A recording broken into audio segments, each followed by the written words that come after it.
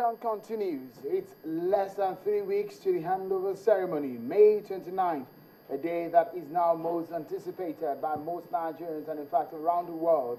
Indeed, unique in many sense that day. Majorly because it is the first time in Nigeria's history that we will be seeing a ruling party handover to an opposition candidate. And as destiny beckons, it seems like a transition steeped in controversy.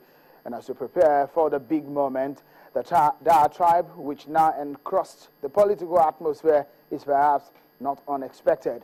The drama now gets more intense. The twists and the turns in the transition program continues unabated. This, however, brings to the fore some of the issues raised about a smooth handover and takeover between the APC and the ruling PDP.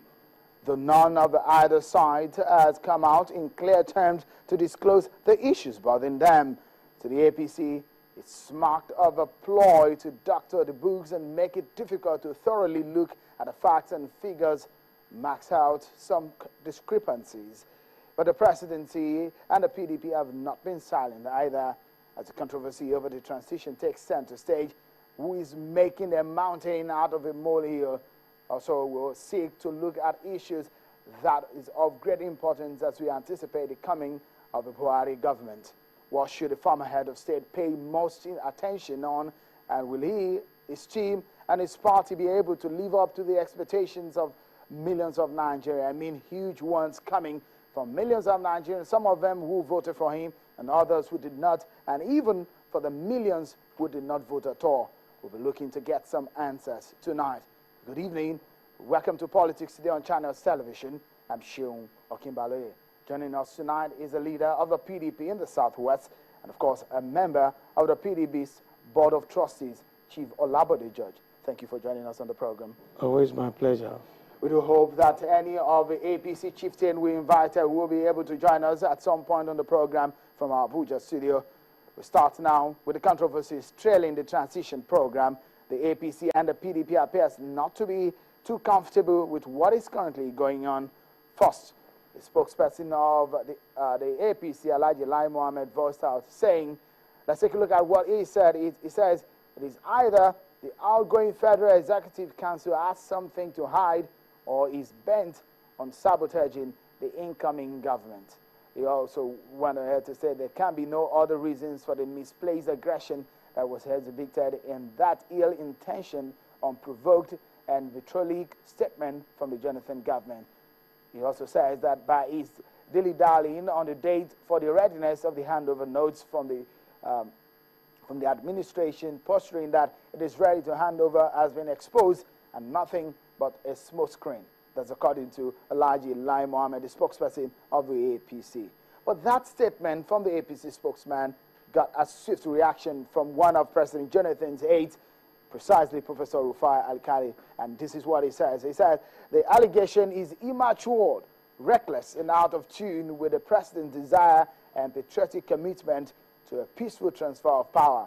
The machinery of government cannot be put on hold or frozen because the country is in transition.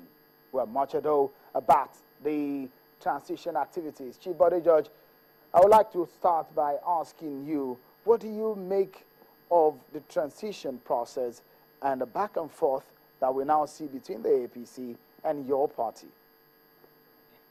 Thank you for having me on your program. I am shell-shocked about the kind of comments coming from Lai Mohammed. Here is a party whose leader, that's the president, after the hula baloo of the elections, voluntarily conceded, despite of the lapses of the election, congratulated President-elect Buhari, and he says that, look, the blood of a single Nigerian is more important to him than to allow this nation to go into violence. So what does he think we have in mind?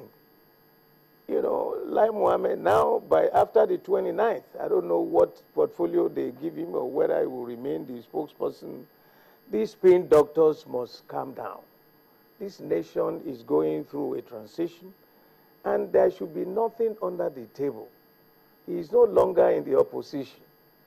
And I think, like Professor Alkali said, that statement he made was immature and absolutely unnecessary. I also feel really very shocked that he will make that kind of statement. Are you, sorry to cut in here, sir. Are you also shocked that the handover notes, that's according to what Alhaji Lai Mohammed said in the statement, it won't be ready just few days before the handover, which is one of the things that the APC is talking about here, that if the handover note is not ready just 3 days, 4 days before the proper handover, how will they be able to study it and know exactly what to do? You know, does he want to get a rushed job? Government is a very, very potently established institution. And if you look at it, with all the things he had done in the last 4 years, with the development, is it in infrastructure, in agriculture, in education, in the finance industry and all that, you need a full package because it's not the same party taking over. You must dot the I's and cross the T's so that it is fully fleshed out. Now, the Baba that is chairman of the transition has been going around. He is known to be an experienced civil servant. He retired as a permanent secretary. He had worked with us before, and I don't see the panic. They have 4 years ahead of it. We just finished the elections. Some of our people are still going to the tribunal. The various ministries, the civil servants are going to be in place. They must write the reports, detailed reports. And when you get to government, it's not spinning that you are going to do there. You are going, look, if it's 4 days before then, 24 hours is even good enough. For them, there's no sleep. With the enormous ministries and the departments that are there, do you think it's... Because one of the things that Alhaji Lai Mohammed said, he said, we are formally requested in writing for a meeting with the Jonathan's Transition Committee and have received no reply. Would these, assuming if you put yourself in the party's shoe, you're the one coming in, and you have no reply, a serious element or a serious set of people, won't they be jittery about what is happening? Won't they ask questions? You know, 24 hours, like I said, in politics is a long time. The report will be ready 4 days before then. You know, the problem is that they never believed they would win the election. Now, because for 16 years the PDP was in power, now suddenly, because their party hasn't gotten what you would call a taproot, it's a conglomeration of so many political parties coming to one, and haven't come to be one APC. Now they won election. Who gets what? Who goes where? By now, I believe that as in the back mind of the president-elect and his team, who will go into ABC should have been penciled down, you know, because appointing a minister is not the head of every ministry. The permanent secretary, that's why they call them permanent secretary. They are the bridge between, you know, incoming and outgoing. So the reports will be written. They will go for a full discussion in the ministries. Ministers are there. They are, okay, heads of the various departments or heads of the various ministries, but the permanent secretary is the finance authority. That's why they call them permanent secretaries.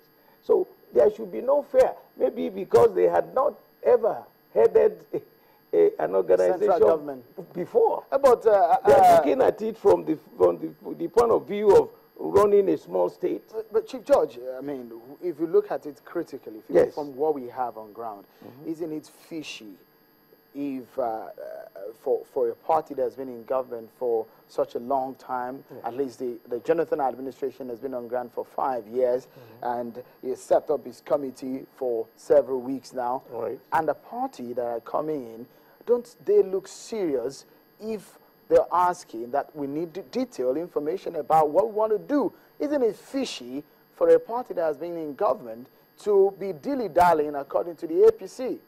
Look, I am still insisting on my explanation. The report will be delivered before the 28th of May, right? What if it comes late? It cannot come late. What if they can't be able to study it before the handover proper? Because after May 29, General Buhari will have the responsibility of controlling, ruling, and taking charge of the activities and affairs of this country. You're making it look like as if it's just a revolving door. But governance is more serious than politics, isn't it? Very, very, very serious. And that is why, before they hand over the notes to them, there will be, because I remember when General Obasanjo took over, there was also a kind of delay, and he had a team that went with him for discussion. They will have the time. Right now, he is saying, because it is on the 29th, the handing over, the final handover, but he is still president. The system is still running. At the same time, every ministry will prepare their documentation, and these same permanent secretaries are the ones who will meet the new will-be ministers. So it's not going to be completely new to them.